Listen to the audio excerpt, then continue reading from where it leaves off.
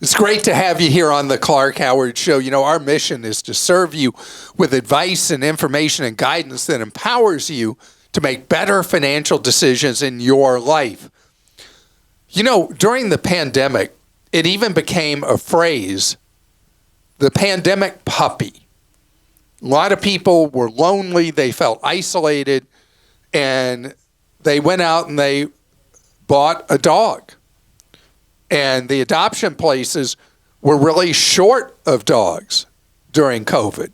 Now that whole thing has reversed, and a lot of the owners are feeling pinched financially, or their lives have changed. And I want to talk about the implications of that. And later, I want to share with you some of the common tech scams that are being used today to steal your money. There are many different wrinkles to the scams, but there are some common themes that you need to know and be aware of. We're going to talk about that. So a survey reported in USA Today finds that 91%, think about this, is a crazy stat, 91% of pet owners are experiencing financial stress in owning those pets. At the same time, a lot of people who, in the odd circumstances of the pandemic, who had never been dog people, got dogs, and most of them were purchased, buying from a breeder. And so today, we have this react where the number of people who were pet owners was significantly higher than normal. And then those people went back to regular lives, and they couldn't make it work in their lives for any of a number of reasons to still have that pet, usually a dog, in their lives. And rescues are overwhelmed. And something abnormal, rescues usually have difficult to place dogs.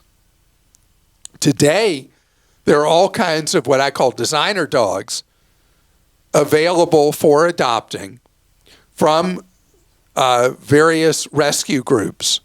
And the rescue groups now, there's always been this in the biggest cities. It's now common there are rescues for very specific breeds.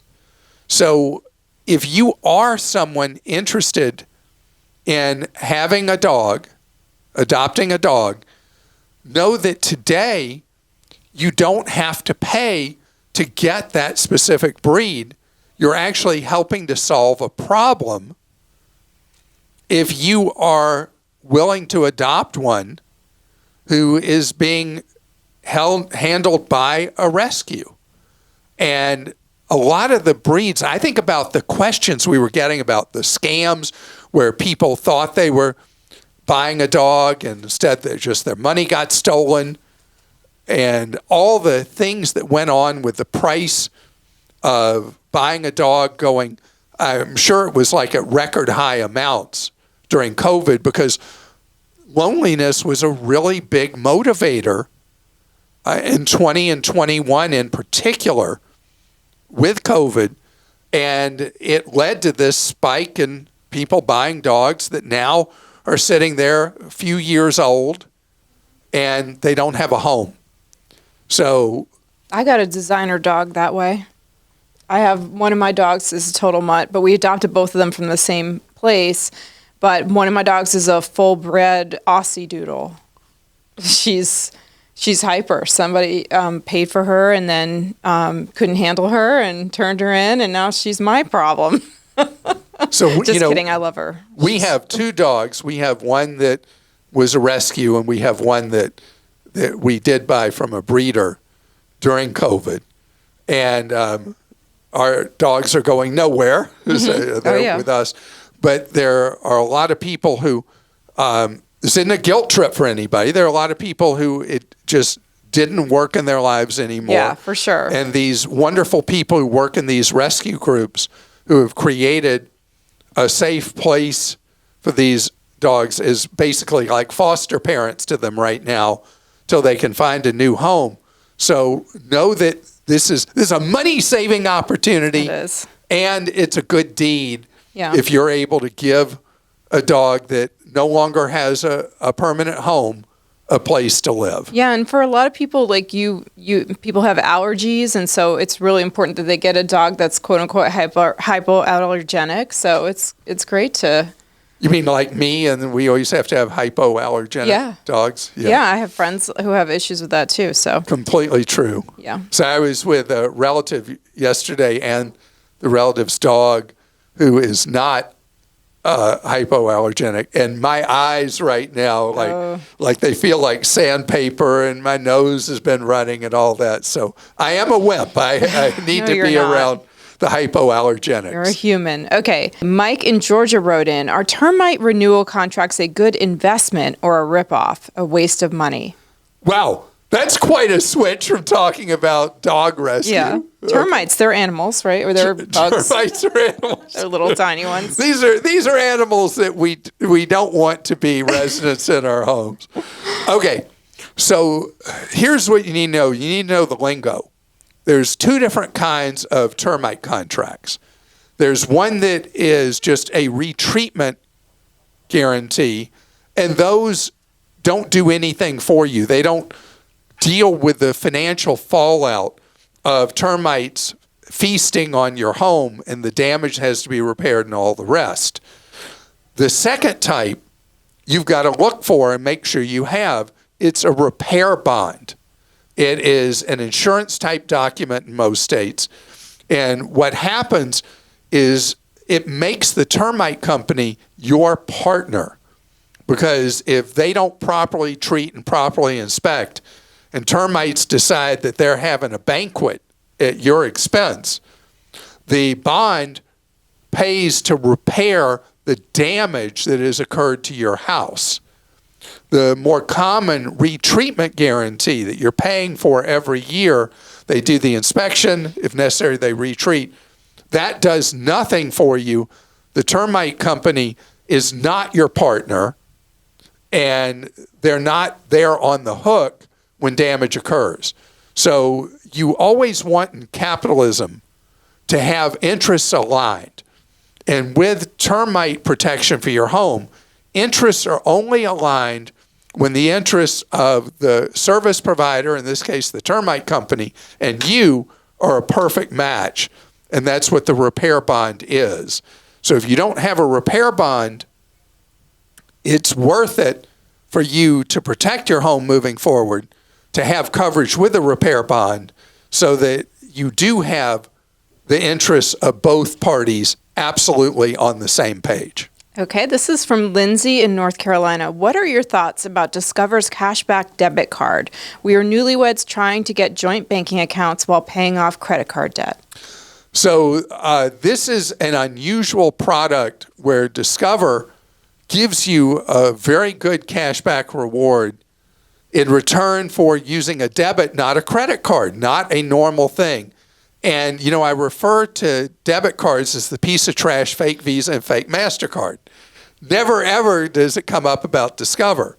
So debit cards, the disadvantage is that you don't have the protections you do with a credit card. And you don't have the right to dispute a purchase. Let's say you pay for an airline ticket before you go and the airline goes bust. You lose your money with the debit card. Your money's protected with a credit card, as an example. So if you're going to use a debit card and you're going to use this reward one, know that you have risk for anything you buy now that you're receiving later. But you are getting a known reward. And so as long as you understand the risk, the Discover product is better than a typical debit card for that reason. Carla in California says, I filed my taxes in early February. I got a notice from my state that I had more income and I owed more than I sent. I only had one job with no extra income. I reached out to the state, they said I made almost $30,000 more from 1099 income. I have worked the same one job for 13 years. The amount due is thousands more than I sent. I've started the process with the state, But what do I need to do for the Fed? My credit is frozen. Is there anything else I can do? My partner and I are not married and file separately. Okay, so Carla, this is something that could be either clerical or criminal, what's happened here. And you'll have to go through a process with the feds just as you're having to go through with the state of California. Someone either accidentally or on purpose listed your Social Security number when they were receiving income as a non-employee, as 1099 income. What is the big advantage for them in doing this? Well, no money is withheld from the checks they were receiving from whoever they were being paid as a non-employee on the 1099s. So they get all the money, and then they're not being held liable for the tax later. And so I'm hoping that it's just one of those things where it's one digit off on a Social Security number or something like that, that it is clerical in nature. But in either case, you are not responsible for the tax on that $30,000, either to the feds or the state. But silence creates obligation. That's why you're doing the right thing with the state. And if the feds send you the same thing saying you owe additional tax on $30,000 of unreported income, you'll start the dispute process with the feds. So who knows, if it's only the state and it's not happening with the feds, it means somebody did probably make a clerical error. But in either case, you have hassle factor here, but not liability in this circumstance. And I'm in the midst of this with the state of California as well. I talked about it briefly on the podcast, where somebody received unemployment payments with my name, Social Security number, but their California address. And so I got a nasty gram too from the IRS. How's yours going? It's just in limbo, but I'm lucky I do use a CPA to file my taxes every year, and they're helping me through the whole process, which is nice. So, and it could be, in Christa's case, it was complete fraud. Yeah. In your case, you don't know yet, but in neither case, as long as you assert your rights, are you liable for tax for something that was, in either case, again, clerical or criminal, not your problem as long as you deal with it. Dealing with it is a problem, but the money will not be your problem. Coming up straight ahead, we're going to talk about people trying to separate you from your money, and the tech scams continue to grow. Why? Because they've worked. Scams have been part of what I've talked about for the last, only 37 years of providing consumer advice and consumer protection information in various formats. And the scams, all that happens is they morph over time.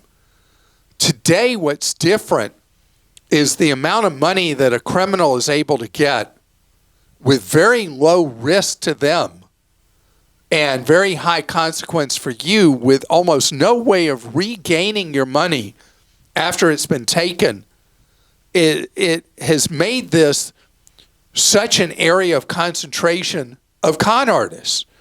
And it's got many different flavors, but they involve a lot of things where they take advantage of your, for lack of a better term, I'd say innocence. One of them that first appeared probably 20 years ago, and I guess we put in the category of oldie but baddie, are the people with the phony tech support scams who claim that something is wrong with your computer and they're going to help you fix it.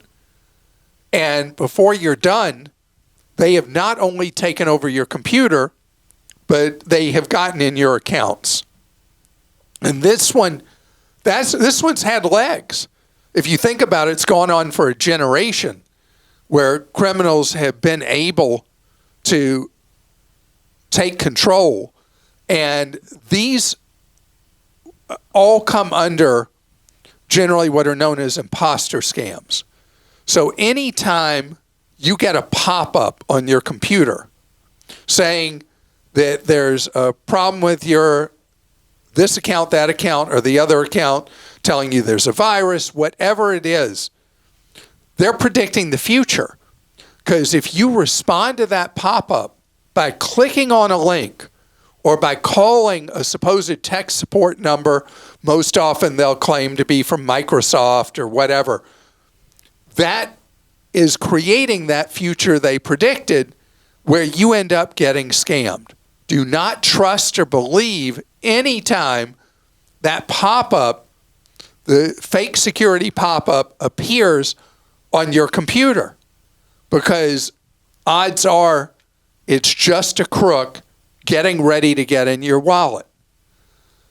The next thing is anytime you hear from somebody who pretends to be from your bank, credit card company, Amazon, the cable company, any organization that you would consider to be a legitimate organization, the imposter scams involving them pretending to be from that organization where there has been fraudulent activity on your account and that they're from the fraud department or security department or whatever, and they are going to help you shut down the breach, shut down the fraud. What they're actually doing, again, is predicting the future, because if you fall for it, they are now going to create the problem, the very problem they pretend to be helping you eliminate. They're creating it. And the keys to the kingdom almost always are two-factor authentication. You know how you will receive a one-time use code to your email or to your text? Those are the two most common ways. The criminal pretending to be from the fraud department will be asking you to give them that code, and that code allows them to then have access to your account, change the username and password, change the email address on it, and then they, voila, have suddenly gained access to who knows what it could be. It could be your bank account, your credit card number, your savings, and the worst case scenarios of all, when they gain access to your investment account or accounts. I've noticed that in statements I get from the investment houses, that there's warnings month after month after month now about all these imposter scams where people pretend to be from their fraud departments. Their fraud departments are not contacting you routinely telling you, we're trying to verify that you wanted us to send $100,000 out of your account to whatever. That's the setup. They create a sense of urgency and fear in you to act right away. And there are many other flavors of the imposter scams. We'd be talking from now till next week if I started telling you all the different ways people are doing the cons. Know this. It's all about creating this sense of alarm, fear, and urgency. And before you realize it, because you're like, oh man, what am I going to do? This is happening. You've given information that has allowed the criminals to do what they told you was happening. Instead, it becomes a does happen after you give that information. And I've actually got a story about one of these to start out with from Colin in Arizona. Okay, let's hear. Colin says, I'm sharing my story of being scammed. I was having Apple Mac problems. I Googled Applecare to get the phone number. Googled. They answered and tried to solve the issue. They eventually identified some fraudulent Apple charges and asked to check my Venmo to see if it was ordered through Apple Pay. They directed me to set up a dummy Venmo card and then did quick pay. I saw my account empty and realized this wasn't Apple. I asked for my money back. I know not to click on an email, but I thought it was safe to look up the company and call direct. I went back and saw the first two sites when Googling Applecare were this fraudulent site. They were very convincing, though in retrospect, there were several signs something was off. Please make your listeners aware of this. On the bright side, I called Venmo and they got my money back, $1,600. What? They were very apologetic and nice to deal with, even though it was really my fault. What? Should I try to get Google to take these sites down? Applecare didn't care to try. Okay. Yeah. Wait a minute. I'm totally befuddled. How did Venmo get you your money back? I know someone else who also, they said also they don't know if Venmo actually got the money back or just gave it to them. I know someone who was scammed through Venmo and she got her money back. Like they credited her as a one-time courtesy. Wow. Don't take that Right. as a lesson No. that Venmo and Cash App are going to just say, well, we're sorry you were defrauded. Here's your money. That is a rare thing. Right. And how lucky that was. All right. So the Google thing. If you Google a company customer service number or tech support number, it's almost 100% of the time it's going to be a fake listing that comes up. Why Google doesn't seem to care and fix this, I don't know. It's a fact. You need to go to the website of an actual company to find their actual tech support. Like go to apple.com to find Applecare. Never trust, never, ever, not ever trust a Google search for a company customer service or tech support number or an airline phone number or anything like that. They are all phony, baloney, and Google, looking at you, why aren't you fixing this? Why aren't you fixing this? And Applecare, why don't you care? Should we call it Apple No Care? Yeah, these are usually, so they're ads that are placed in there. No, they're actually beyond ads. If you go look, Christa, you got the ads first, and then the results are also bogus. Crazy. It is a terrible problem because you expect when you see the ads that they're going to be phony. But then you go past the ads and you look at the results, they're also phony. Okay, Alex in California says, I recently got laid off from my job. However, this is not a sob story. Okay. I do have some offers for positions, but it looks like they are unbenefited positions starting out. If I were to take one of these jobs, I wouldn't have access to employer-provider 401k or retirement plans. What would be my options to save for retirement? I already max out an individual Roth IRA. Thanks for all you do. Well, I'm so glad, Alex, you found a new opportunity and that you're taking it on knowing that you won't have normal benefits. So there's a couple of ways to play this. One is if you expect that in the next year or so, you will transition into an employee with benefits. What you do, this is weird, hang with me, is you set up a shadow savings account with one of the online banks and put in it, you're not going to earn a lot in the meantime, but put in it simulate what would have been going into from your paycheck from a 401k. When you do receive benefits, then you start contributing to the 401k well beyond the percent of your pay you would normally do. That money you put aside till you got into a position with a 401k is money that you can use for the deficit spending you're now creating in your life because you're putting max dollars into the 401k. And that way you get all the money into a tax-sheltered environment and you essentially are playing catch-up by putting in a much larger percent of your pay in the 401k. And once you've depleted the money you've put aside in that savings account, after you've done that, then you can reduce the amount you're contributing to the 401k so you have enough to live on. And that's if you expect it to be a relatively short period of time, less than 2 years, till you're able to contribute to a 401k. If it's longer term, you want to say something? I was just going to say, if it's and maybe this is working for an employer, but it could be a 1099 situation. If you're contracting with them to start, then you could do a SEP IRA too, right? That is true. Very good point.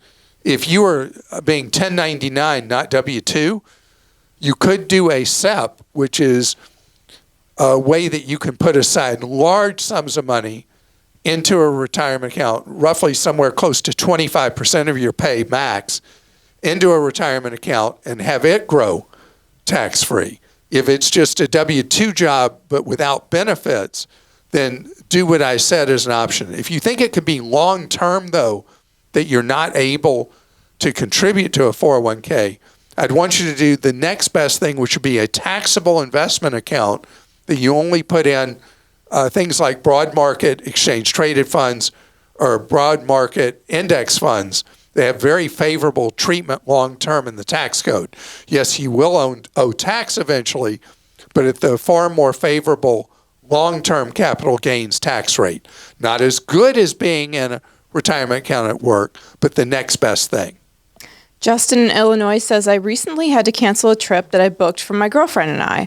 I paid for all of the airfare. When I'm issued the travel credit for future use, why is a portion credited back to me and another back to my girlfriend? I paid for both tickets. I've never understood why this works this way, and I'm hoping you can shed some light on the topic. So, very interesting. This has come up enough that Southwest Airlines has come up with a new fare class that is roughly $20 more per ticket that allows the purchaser of the ticket to have the value of the money used for whoever they want, rather than the value staying with the individual whose name the ticket is in.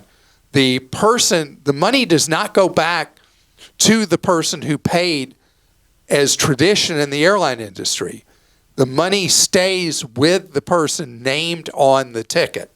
So you hope that whoever it is you were taking is somebody who you stay together with, and the money can be used later, other than them using your money to go with somebody else at some future date.